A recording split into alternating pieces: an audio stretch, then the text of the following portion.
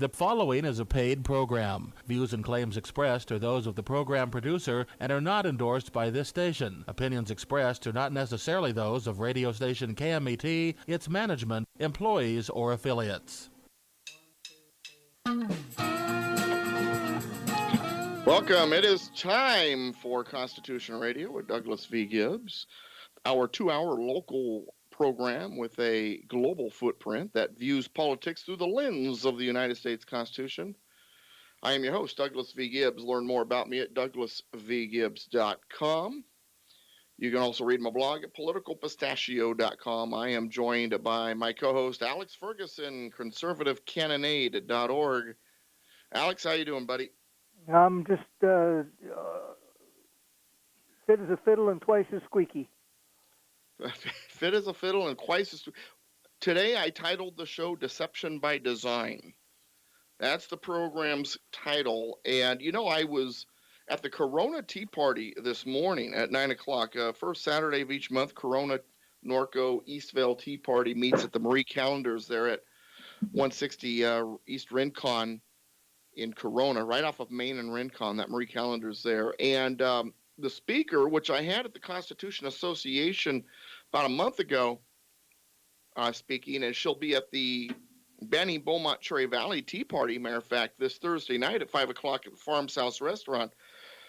They're off of Highland Springs Road and the I-10 freeway, you know, the big barn, 5 o'clock. Her name is Sherry Miss Ashley Gilliam, and she is a black historian who talks about the history of the Republican and Democrat Party. And she says to her black audiences, after she does all of her presentation, after hearing what I've had to say of what they've done and what they're doing, why do you still vote Democrat? Why do you vote for the enemy? And she said something today that caught my attention because she and I were talking about what I'm doing with CORE, the Congress of Racial Equality. And with the Congress of Racial Equality, for those who've been paying attention, I have been hired to start putting Constitution classes in Black and Hispanic neighborhoods. In our organizational Constitution, we indicate that it is for all Americans, but we're really targeting those two groups. And it came from the idea of immigration classes for Hispanics. And the attitude has been, if there's going to be illegals and dreamers and they're going to get legalization, let's make sure the pathway goes through the U.S. Constitution. So Miss Ashley, hearing what I've been talking about with the Congress of Racial Equality and its history and trying to turn Black America in a more conservative direction by giving them the truth about the Democrat Party and about the U.S. Constitution and that it's not an oppressive document like they've been taught all their lives, she says that she was kind of bothered that there wasn't more emphasis put on Black America by Congress of Racial Equality because, and this is her words, because blacks in America are being exterminated. That's an interesting choice of words. And so when you start breaking it down, what do we see here? Not that I'm trying to pit Hispanics against blacks or whites or whatever. I'm just going to put the facts out there. Hispanic immigration has grown to the point where the Hispanic population has grown massively in the United States. Meanwhile, in Black America, in order to get your welfare, you get more welfare if dad is not in the house, and you have black on black deaths at a number that's astronomical, and 50% of the country's abortions are by black women. Most of the Planned Parenthood's offices are in black neighborhoods.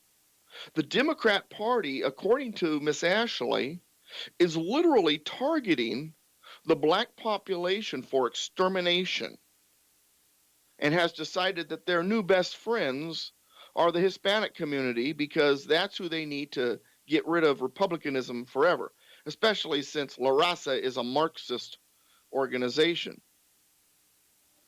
Alex, she used the word extermination. Is that an accurate word? What do you think? I think that our society has spent an awful lot of time with pussyfooting. The fact of the matter is that, yes, that's what it is. That's what it was intended. That was what they said it was intended to be. And liberals are so gullible that all you got to do is give them some off-the-wall explanation for something, and they'll buy it. Abortion is just like gun control, is a policy aimed right at the black citizen. Mm-hmm. Yeah, it was to keep the blacks from being able to defend themselves against the KKK and the Democrats, because who were trying to stop them from being able to vote. You know, she was bringing up voter suppression, and she says today they're calling voter suppression. If you can't show an ID, that's voter suppression. She says, you know what voter suppression is? When I was a kid, she says, them telling you that the polls are closed when they were open, or that you're there on the wrong day. And then when you are able to convince them that you know what you're talking about, you're at the right time, then they start, in order to be able to vote, require you to recite the entire Constitution, or guess how many bubbles is on a bar of soap, or things like that. And then if you still find a way to vote, then you'll be beaten on the way home. That was voter suppression. And she brought up something that was fascinating. She says that now there's a Juan Crow claim. You know, you've heard of Jim Crow laws. Well, now they're saying there's Juan Crow laws that are trying to stop Hispanics. Really, Hispanics? Have you been required to drink only at a Latin-only drinking fountain, or to sit at only Latin-only eating facilities? Are you sitting in the back of the bus by requirement? Don't compare. Don't compare. Don't get me wrong. I understand the desire to come to this country and equality and all that. But really, you're going to compare breaking immigration law and then a president wanting to enforce that law that you broke as being Juan Crow laws? Really? But that's what we're facing here. Now, once again, I'm not trying to pit black against Hispanic. My wife's Mexican, for God's sake. She was born in Mexico, but she came here legally. She went through the process. The illegal alien, that's a slap in her face. In fact, when Trump first emerged and said he wanted to build a wall between the United States and Mexico to stop illegal immigration, my wife's first words were, "That's my guy." You know, Alex, now we have to tread carefully here, but, you know, when we talk about these topics, but the thing is, I really don't care if you're Hispanic or black or Asian or whatever. Are you an American? Are you an American who wants to assimilate into the society and live under the principles that have been provided by the founding fathers who wrote the United States Constitution? And are you willing to abide by the principles and philosophies that are in that Constitution? That's what I need to know. Yeah, but the lefties hate that. When you try to establish that Sharia law is a direct contradiction of our Constitution, it's a threat to our Constitution, they say racism, racism. Well, the Muslims, though, they'll say it so sweet. You've heard of Linda Sarsour, right? I don't think so. Linda Sarsour, that's Sarsour, and she's been out there on the media quite a bit talking about how wonderful and peaceful Islam is, and out there literally lying about Islam. Matter of fact, I put a link on my a video on my site of her talking, saying that trying to explain to us dumb Americans what female circumcision really is, and that it's not genital mutilation, that it's a simple procedure of the foreskin around the clitoris. But at the same time, we've got Islamic scholars in the Middle East saying, no, it's the complete removal of that part, that sex organ on a woman. It's a complete removal. She's sitting there lying. The liberal left eats it up. She's wearing a headscarf and all that, and the left eats it up. where are the feminists when it comes to women's rights in Islam? Then you've got the story of, in Detroit, the two doctors are in trouble for Muslim female genital mutilation. And that's the reason why Linda Sarsour brought it. Matter of fact, Tucker Carlson had this woman. I can't think of her name off the top of my head. I wrote about it on Political Pistachio. Matter of fact, I'll pull it up real quick just to take a look. But he had a woman on there also arguing that female genital mutilation isn't what we think it is. It isn't the complete removal of that sex organ in women. And I put the video of that, by the way, on my webpage too. And she said it in such a sweet voice and a calm demeanor. How could she be lying? She couldn't possibly be lying. It is presented in such a sweet and wonderful way. See, that's what the left falls for, is they fall for the deception. And it's deception by design. And so then you have the story, and I want to get to this before you start talking there. By the way, let's see, what was that woman's name? I didn't put it down as I thought. But anyway, I did. Here it is. Tucker Carlson's guest was Fambai Ahmadu, Fuambai Ahmadu. And she was truly lying, just lying about what it was on Tucker Carlson's show. But anyway, and then you've got the liberal Lacey McCauley. She's an Antifa liberal. And she fell in love with a Turkish Muslim, moved to Turkey with him, and then was raped and beaten repeatedly while she lived with him in Turkey. And then even after all of the things that she went through, she proclaimed, well, it was just him. Islam is still peaceful. I just chose the wrong Muslim husband attitude. Even when the truth beat her in the face and raped her, she could not come to admit that Islam is left-wing totalitarianism, it's anti-woman, and it's a brutal, violent ideology. She believes the deception, even after that deception was set aside. Unwanted sex, rape, all the time. He did not stop to determine whether or not she consented. Several times. He forced her to unfriend people he didn't approve of. She was a journalist, and he refused to let her go to certain things because he didn't like the people that she was going to be interviewing. He didn't like those people. He burned a cigarette on her arm as punishment, things like that. And yet she's still the liberal lefty. Well, it's not his fault. She sees what she believes rather than believes what she sees. She couldn't be shaken even when the truth raped her and beat her over the head? Yeah, I saw that lady on Tucker Carlson. She went so far as to create the false equivalence, and that's the leftist favorite tool. She created a false equivalence between female and male genital mutilation, circumcision. She's claiming that there's all kinds of people, all kinds of men that are malfunctioning because of circumcision. That's nuts.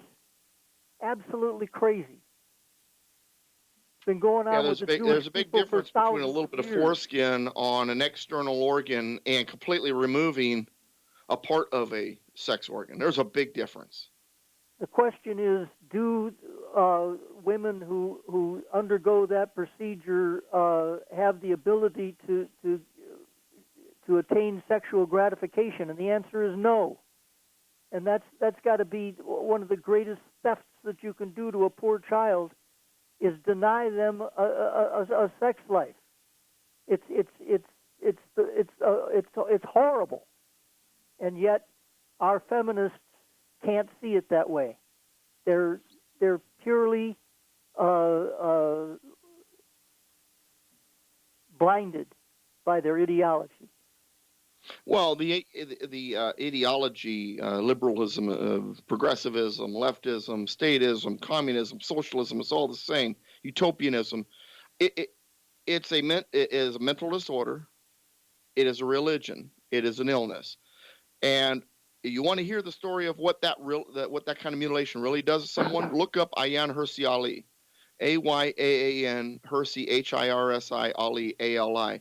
She is a Somali-born Dutch-American activist, feminist, former Muslim, and the victim of child marriage and female genital mutilation. We'll talk more about this and more when we return to Constitution Radio with Douglas V. Gibbs right here on KMET 1490 AM. We've got Obamacare, we've got Comey, we've got Hillary Clinton, we got Colbert, and more to talk about when we return. Don't go anywhere.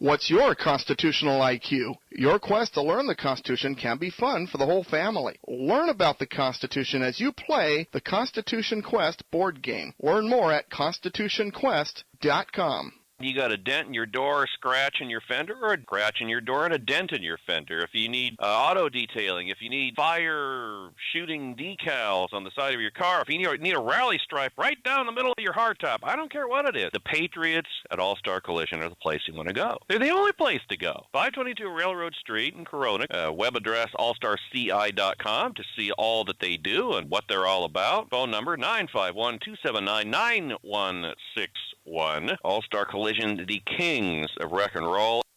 Hi, this is Ed Hoffman, President Wholesale Capital Corporation, your direct mortgage lender. Real estate prices are still low, which means now's the time to buy your next home before they go up. Whether it's a home to live in, a vacation house, or an investment property, we can meet your mortgage financing needs to help you realize the next phase of your American dream. At Wholesale Capital Corporation, we make sure you get a loan that you can afford with terms that work for you. Wholesale Capital welcomes FHA buyers, conventional buyers, jumbo loan buyers, and we proudly help the U.S. military veterans take advantage of the zero down payment VA loan program. Nobody treats veterans better than Wholesale Capital Corporation. Seniors, if you're interested in creating an additional stream of income or just making your mortgage payment go away with a reverse mortgage, Wholesale Capital would love to help you. To speak with a loan officer who has your best interests in mind, call Wholesale Capital at 855-640-2020. That's area code 855-640-2020. Wholesale Capital Corporation, where we can close.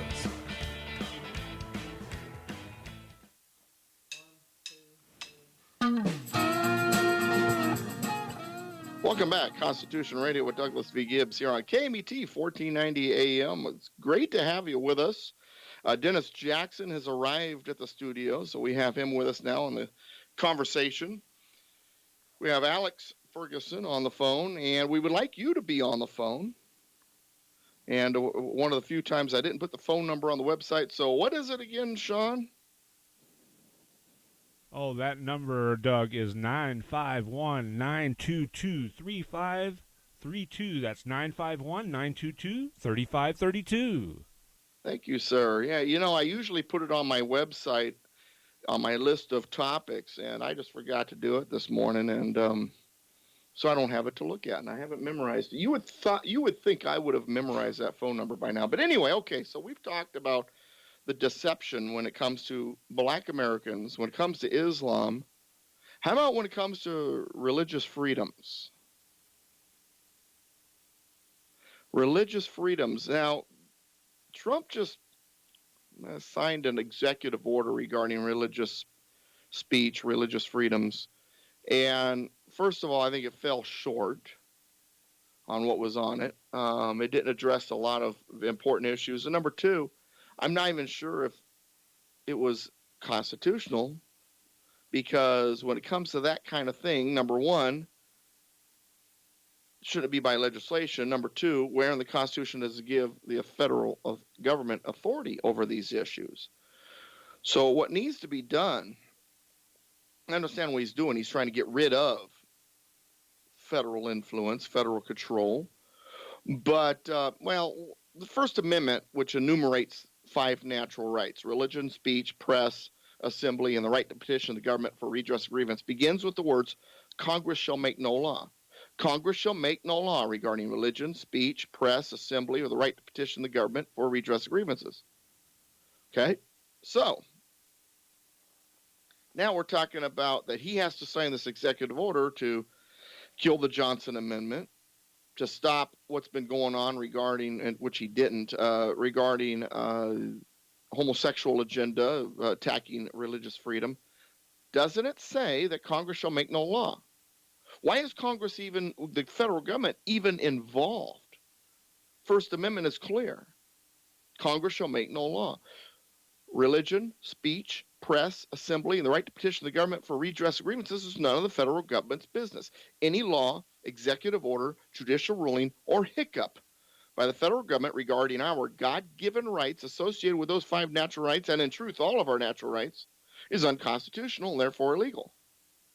Now, when I said the Johnson Amendment, what I'm talking about is a 1954 Senator Lyndon B. Johnson, future president, avowed hard-left socialist, racist, and the author of The Great Society that has handcuffed and put back into slavery the black population of this country, added an amendment to a bill for the Internal Revenue Code that essentially established a prohibition against all 501c3 nonprofit organizations from endorsing or opposing political candidates. Notice it doesn't say that they can't have any political speech. They're not allowed to oppose or endorse political candidates. They can have all the political speech they want according to this, but they can't pick a candidate. Now, while the Johnson Amendment essentially doesn't have any teeth to it, it still carried that effect. It put a fear into the churches, and they shut up. Plus, in the 30s, they were already infiltrated, many of them by Marxists who said, no, you don't want to talk politics. All you want to do is save souls. Just evangelize. That's it. And we don't want to, get involved in the public discourse. Just keep your religion inside the 4 walls of the church where it belongs. And so the churches have stepped out of the political dialogue. The goal was to silence charitable foundations and churches so that they would no longer engage in political discourse. The excuse for the unconstitutional handcuffing of the right to free speech and religious liberties was the misinterpreted concept of the separation of church and state. Despite the provision introduced by Johnson, the unenforceable piece of legislation has served more as a scare tactic than a mandate, but yet no church has ever lost its nonprofit status as a result of too much political talk, yet many churches are afraid to say anything. Well, unless they're Reverend Jeremiah Wright or somebody like that, and then they do it all they want and not a peep. Regardless of the fact that any and all federal legislation regarding religion and freedom of speech is unconstitutional, these laws illegally exist. The fact that they are unconstitutional does not change the protocols regarding how to eliminate them. The provisions that challenge religious speech and religious freedom are largely legislative or judicial. When they're judicial, it's activist judges acting in a legislative manner unconstitutionally. So while executive orders may be used to delegate through the executive branch the rules regarding executing a federal law, executive orders cannot legally be used to refuse to execute a federal law, whether it is constitutional or not. So as much as I love what Trump's trying to do here, the fact is executive order is not going to cut it. In fact, in Article 2 of the U.S. Constitution, the document instructs the president to faithfully execute the laws of the United States. So by refusing to execute this unconstitutional law, even though it's unconstitutional, he's failing to faithfully execute the laws of the United States, and so he's actually acting unconstitutional. If the law needs to be struck down or repealed, the duty falls squarely on the shoulders of Congress. But here's the problem. We saw this with the Obamacare bill, and we saw this with the budget bill, The Republicans have the White House, the Republicans have the House and the Senate, and the Republicans have the Senate, and the liberal Democrats got everything they wanted. What gives? Now, I appreciate what President Trump is trying to do with his religious freedoms executive order on the National Day of Prayer. I implore him to send his suggestion to Congress for their consideration. If we're going to be the party that says it follows and operates in line with the rule of law, then we need to act like it and not use executive orders for every whim and promise. Now, that all said, I understand that the executive order takes a stab at the Johnson Amendment, but does not address attacks against religious freedom by fascist groups like the homosexual lobby. Perhaps in the executive order, Trump addresses laws that may possibly exist with provisions allowing the president to use executive orders to make adjustments as he deems necessary to the Johnson Amendment. But overall, it needs to be done legislatively in the interest of remaining constitutional and to be able to fend off attacks by the liberal left. I believe it is in the best interest of this administration to use Congress first in an attempt to dismantle unconstitutional intrusions by the federal government into the lives of Americans. With this latest attempt to protect religious liberties, President Trump should not use executive orders. Instead, send a suggestion to Congress for their consideration. Make the action to protect religious freedoms a piece of legislation and save the executive orders for the things they are really intended for. Now, I'm sure both of you gentlemen are familiar with what he tried to do with the Religious Freedom Executive Order. And now that I've given a kind of a different spin on it, I'm curious what you have to say. So, Alex, I'll start with you. Well, I'm thinking this is a form of nullification. Okay. What Trump is doing is saying, yeah, maybe that's the law that you passed, but on my watch, it's not going to be used to threaten or intimidate churches. And that's a small bite, but I feel like Republicans need to learn how to take some satisfaction in a small bite. Take it a piece at a time if they have to. Yeah, but does he have the authority to do that by executive order? I see all kinds of Obama executive orders that led to evil conclusions. So it's nice to see an executive order out of place that does some good. So since Obama set a precedent and he used them illegally, it's okay for conservatives to use them illegally? Well, I'm saying that it's not a constitutional law. And I'm saying in Article 2 it says that the president will faithfully execute the laws of the United States, whether they're constitutional or not. It doesn't matter. I understand what he's saying. I understand what you're saying. But the fact is, even if they're unconstitutional, the way to repeal those laws is legislatively, or for the states to refuse to, because the states can nullify. They wrote the contract. But that's not the president's job. That's the state's job to nullify. And it's the Congress's job to repeal. Now, he can complain. He can use his opinion, just like the judges are supposed to use their opinion to say, hey, there's something wrong here. But ultimately, the job of nullification falls on the states, and the job of repeal falls on Congress. Now, Texas just passed a law about allowing them to start nullifying.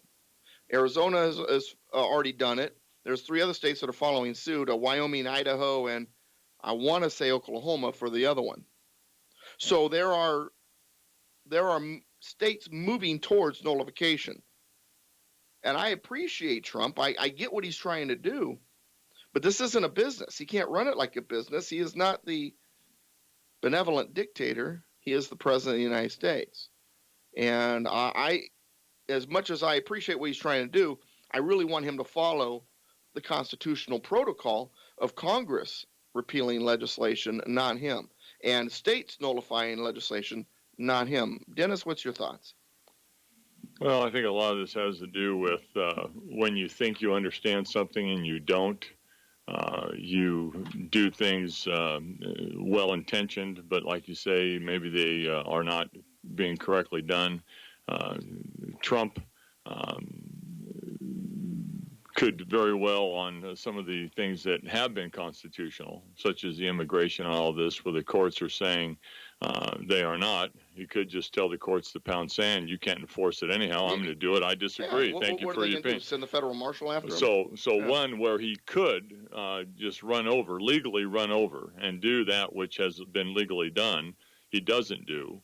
And then when he doesn't have the true legal foundation to do it, such as this executive order you're talking about, he does it.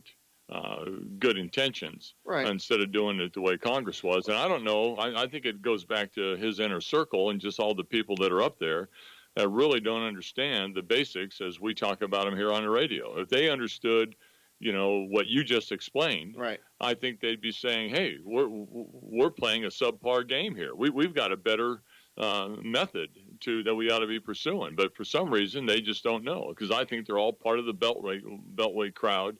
And they, like so many liberals, they get up and try and talk about the Constitution. They cherry pick, they don't understand. And so we just continue down this well-intended conservative approach to government as compared to the liberal, but none of us are really on the sure foundation we ought to be. Well, from a constitutional standpoint and understanding of the original intent, everything is topsy-turvy, upside down, and inside out. The original intent's not understood. Simple as that. And even well-meaning conservatives who think they have it understood don't understand it. Then they get offended when I come out with the truth. I'll give you an example. The Tea Party, Banning Beaumont Troy Valley Tea Party meeting last Tuesday, the citizenship clause got brought up. And in the citizenship clause of the 14th Amendment, the two persons who wrote that clause understood that the intent here was to ensure that the children of the slaves received citizenship. However, they also knew that this citizenship clause would create a new constitutional clause that would go across the board. So they wanted to make sure it was worded in such a way that it was in line with what the founders originally wanted, that it clarified citizenship not just for the former slaves' children or the former slaves, but for also future generations. So they worded it in such a way where what it says in the 14th Amendment's citizenship clause is that all persons born or naturalized in the United States and subject to the jurisdiction are citizens of the United States and of the state wherein they reside. The idea there of subject to jurisdiction thereof, that's an additional requirement on top of being either born or naturalized in the United States. And so Senator Howard and Senator Trumbull, when they faced Congress about that terminology, Congress said, what do you mean subject to the jurisdiction? Do you mean subject to the laws because they are within the borders? And the response was no. We mean full jurisdiction, meaning full allegiance. For example, said one, if two diplomats who were married or in the United States had a child on American soil, that child would not be an American citizen because the allegiance of the diplomats is of the country from which they came. Then the other gentleman says, and then in migration, aka immigration, if two migrants are still subjects of the country from which they came, their child born on American soil would not be an American citizen. So I use that clause to explain that anchor babies are not citizens based on that language. Well, there was a gentleman in the room, and he says, no, that clause was only written for the children of the slaves. And that's what he's read, and he's partially right. He had never heard what I had talked about, and he started debating me. I tried to explain to him. I even told him where to look it up. This is not something I just read from some professor. I went to the original congressional record. It's called the Congressional Globe of the time period. I read the debates during Congress regarding that clause. I read the testimony of the gentleman who wrote that clause the questions posed to them and the arguments that followed, so that I could fully understand what was intended. I also read the state ratifying conventions for that amendment so that I understood what the states expected it to mean. And it was unanimous that in addition to ensuring that the emancipated slaves and their children were citizens, it also was set up to clarify the language for citizenship in this country. But this gentleman was a conservative, a very good conservative, very strong conservative, well-meaning conservative, but he's arguing with me because he had read wherever that no, it was only for the emancipated slaves and their children, period. That it's not supposed to be applied to anything else. And that's what happens here. So now to get back to, what we were talking about when it comes to the Trump administration and this executive order regarding religious freedom, his team and Mr. Trump have been convinced, because they've been told their whole lives what is constitutional, what isn't. And most of it is surrounded by case law, what judges say it means, not the original intent of the actual language of the document itself. And so, and you're right, Dennis, if this administration understood that, the tactics would be different. So it's clear to me they don't fully understand the original intent of the United States Constitution. I don't fault them for it. Ronald Reagan didn't fully understand the U.S. Constitution. He did better than this president and any other president since the founders were presidents, except for maybe Calvin Coolidge. But even he wasn't perfect on this. Not that I'm saying I'm walking around perfect, but I understand it because I've gone back to the original language. So what do we need to do, Dennis? Do I need to become a consultant to the Trump administration? I don't know. Do you have the contacts? Can you pull that off? I've sent emails offering my services, to be honest with you. But so now to get back to Alex, and Alex was saying, well, hey, it's a form of nullification. And I understand what Alex is saying. He's like all Americans. He has this, hey, the president has all these powers, and if he thinks something's unconstitutional, he could be that check. No, he was never intended to be that check. I think it's up to the liberals to challenge this and prove him wrong. The ball's in their court. But what I'm looking at is we've got an awful lot of very, very conservative people in this country who have lost faith in the Republican Party due to the establishment that we've talked a lot about. And, right, because the moment the liberals say, hey, you can't do that, the Republicans go, okay, instead of saying, prove it. Yeah. Show me. So this is a case where somebody can show some cojones, and like nobody follows an uncertain bugle. Right. And this is a certain bugle, and if it's off base a little bit, so be it. Well, so in other words, what you're saying, let's pick a fight. Yeah. Let's pick a fight with them. If they're going to sit there and tell us what they think, instead of just complying and saying, okay, sorry, we won't do that, get in their face, pick a fight, say, prove it. Let's go. And in mano the meantime, mano, right? In the meantime, the churches don't suffer this indignation. Right. Well, in the meantime, the churches are still trying to figure out they have a voice. I mean, I was talking to someone last Monday who says, well, no, I don't think the churches should be able to say anything because religion has no business in politics. And I said, well, then you believe that everybody should be able to kill anybody they want. And he says, what do you mean? Well, thou shalt not kill. Doesn't that come from the Ten Commandments? That's religious. So we'll just get rid of the penalty for murder. Well, no, everybody knows it's not right to kill. Well, where did that come from, though? How do we know that it's not right? When you say not right, right versus wrong, what's the difference? Morality versus immorality.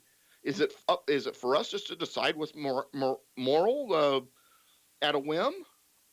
Or is there a standard that exists? Religion, Ten Commandments, godliness, virtue, that all plays a part in the political system.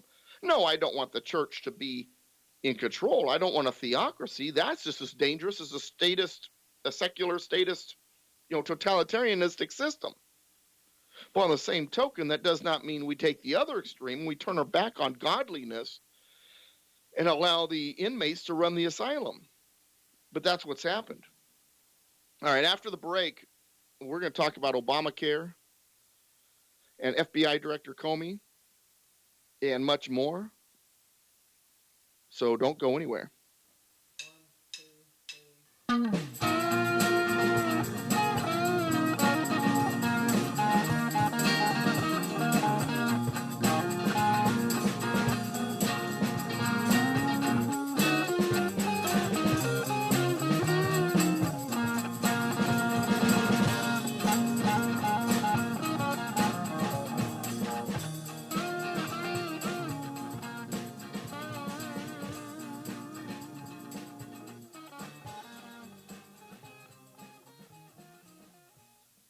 The true patriots of All-Star Collision have been proudly serving the Inland Empire for over 20 years. Built on honesty, integrity, quality, and old-fashioned customer service, we offer lifetime warranties for our work, and every vehicle serviced by All-Star Collision is washed, detailed, the headlights polished, fluids are checked and topped off, safety checked, and returned in showroom condition. We offer free estimates, are approved by major insurance companies, and accept all claims for all cars and trucks. We use computerized frame straightening to factory specifications, offer fiberglass body repair and paint, free local pickup and delivery, and after-hours towing. Mention this radio program at drop-off and receive $100 off or a free rental car for up to 5 days during your repair. Visit us at allstarci.com or at 522 Railroad Street in Corona. Call us at 951-279-9161. We are the kings of wreck and roll. Hi, this is Ed Hoffman, President Wholesale Capital Corporation, your direct mortgage lender. Real estate prices are still low, which means now's the time to buy your next home before they go up. Whether it's a home to live in, a vacation house, or an investment property, we can meet your mortgage financing needs to help you realize the next phase of your American dream. At Wholesale Capital Corporation, we make sure you get a loan that you can afford with terms that work for you. Wholesale Capital welcomes FHA buyers, conventional buyers, jumbo loan buyers, and we proudly help the U.S. military veterans take advantage of the zero down payment VA loan program. Nobody treats veterans better than Wholesale Capital Corporation. Seniors, if you're interested in creating an additional stream of income or just making your mortgage payment go away with a reverse mortgage, Wholesale Capital would love to help you. To speak with a loan officer who has your best interests in mind, call Wholesale Capital at 855-640-2020. That's area code 855-640-2020. Wholesale Capital Corporation, where we can close. Help me fight the good fight. This radio program is funded by advertising dollars. So, if you are a business, add Constitution Radio with Douglas V. Gibbs to your business portfolio. If you are a listener, become a patron of the business's advertising on this program. Without advertising, your weekend dose of truth ends. With more advertising, Constitution Radio with Douglas V. Gibbs grows, and we will be on the way to win the battle to restore the Republic. To learn more, email us at constitutionspeaker@yahoo.com or visit douglasvgibbs.com. The Banning Beaumont Cherry Valley Tea Party meets every Tuesday morning at 8 a.m. for informal breakfast and discussion. And they meet each month on the second Thursday at 5 p.m., all at the Farms House Restaurant in Banning. Listen to interesting speakers, learn about our Constitution with our free classes, enjoy friendly discussions, and informal dining. Come join us. For more information, call Glenn Stoll, 951-316-3843.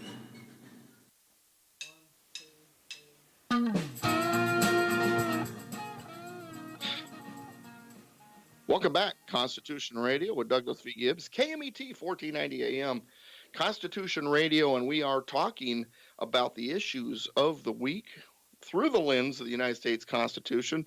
I'd like to once again thank the advertisers on this first hour, Wholesale Capital Corporation, with their main office in Moreno Valley. The owner, Ed Hoffman, is a true patriot, supports the troops, loves what we do here. He also has his own radio program that's out there. You can look it up. All-Star Collision there in Corona also is the location of my Corona Constitution class on Tuesday nights. And then on top of that, we've got Constitution Quest Game, who's been my advertiser since day one. They've been with me since the beginning. The second hour, which will be coming up in a little while, will be commercial free. It's listener paid for. If you would like to advertise in this program, send me an email, constitutionspeaker@yahoo.com. All right, Obamacare repeal and replace falls short. You know, when during the campaign, when President Trump, then candidate Trump, talked about Obamacare repeal and replace, the repeal I was good with, the replace made me cringe. Just repeal it. That has been my argument since day one. The very idea of the federal government being involved in health care is unconstitutional in the first place. The Democrats argue that thousands, millions, like 30 million they come up with, will lose their health insurance coverage, health care coverage, if Obamacare is repealed. The answer to that is no. They'll lose their federally regulated health insurance. The states had their own programs prior to Obamacare. Go back to the state programs. It's okay if states have safety nets. In my case, I actually lost my health insurance because of Obamacare. I'm no longer employed due to circumstances that have caused me to lose all faith in the workers' compensation system 3 years ago. My wife's employer, to protect themselves from Obamacare, don't allow the workers to reach 40 hours per week. So neither one of us has access to health insurance. Well, I think the cutoff is really you got to work 32 or less. It's not even 40. They keep it just under right. Her company. Yep. Together, between her job and the money I make with my Constitution efforts, we make too much money to qualify for the subsidies offered by Obamacare, but not enough to afford the higher price plans that skyrocketed as a result of Obamacare. And the only reason why we don't pay the penalty is because I am a partially disabled military veteran, so I have VA benefits, but my benefits only cover my injuries. So anything that does not affect my left knee, my left ear, or neurological injuries associated with my left temporal fracture are not covered. My wife and I are allowed to use VA facilities, but any care not directly associated with my injuries must be paid for by our insurance, of which we don't have, or cash. So while we don't get penalized with the fine, we don't have insurance. We can't afford it. We're lucky that we haven't gotten injured or sick. Obamacare, are the people like me who lost everything when it comes to health care because of Obamacare, are we being listened to? Because of Obamacare, my wife and I are out of luck if we get sick. We're wiped out financially if we have a medical emergency because of Obamacare. Now, in an effort to give government insurance to people who already had care through state programs prior to the passage of Obamacare, the Democrats have increased insurance costs on people who can afford the higher cost but probably wouldn't have bought it anyway. And for the younger generation who definitely wouldn't have bought it anyways, they're healthy. And they've taken away all health care for people stuck between the poverty level and middle class like myself. The liberal left believes that only the federal government can accomplish anything.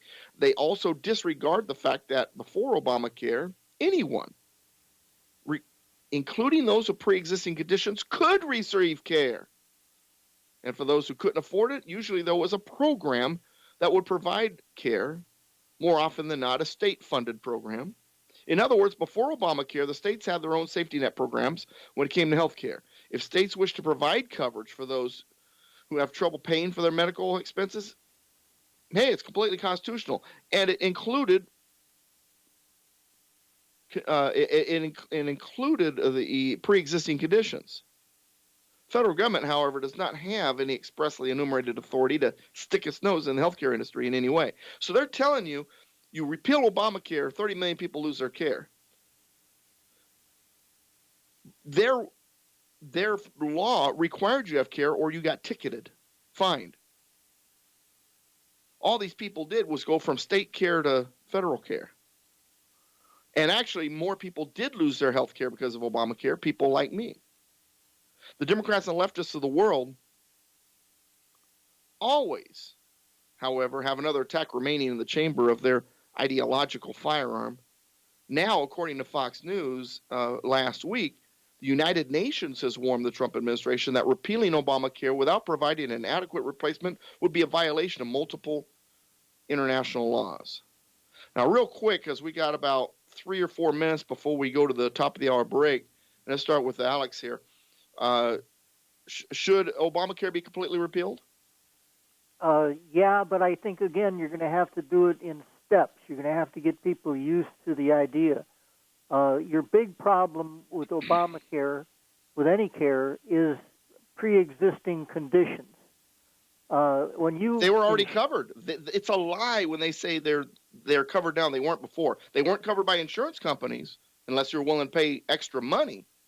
But state programs covered them.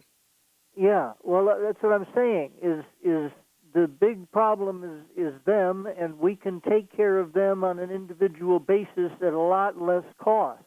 Right. The whole presumption of the law. Well, you got a Marxist president. What do you expect?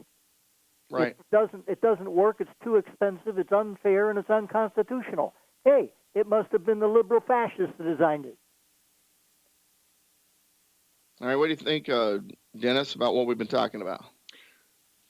Well, you have a conundrum here, and you've already basically said that people that are currently on federal insurance, Obamacare, if they lose that, there are some that will maybe fall between the cracks, and I don't know what that number would be. Maybe some did have the coverage at the state level. Maybe some didn't have any coverage at all. But the problem here is basically the selling of socialism. You know, right. they're trying to get one payer. They're trying to get everybody on, and the people that support this maybe shallowly understand that although it's being sold with a smiley face, there's always sinister underpinnings when you put total control of anything at a federal level, and you think you're getting something out of it, some value. Right. You know, when people surrender their freedoms to get safety, whether that be economic or any other type of thing, in this case medical, you know, what's the true intent? So the people now that are losing with Obamacare, who's responsible for that? It's not the responsibility of government and that's a good cover point. All of this. That's a good point, because here's the thing. Even if the state governments didn't have a safety net, those people with pre-existing conditions that don't have insurance, that's a potential customer. In a free market system, someone will go, hey, there's some money to be made there. Let's provide this. This is how we'll do it. See, federal government thinks it does everything. But in reality, in a free market system, everything is covered because there's always incentive to do so in a free market system. And we've left that out, too. When we come back after the top of the hour break for the second hour of the program, commercial free, I'm going to go deeper into the United Nations warning that to get rid of Obamacare will be a violation of multiple international laws. I'm going to go deeper into that when we return. We'll see you after the top of the hour.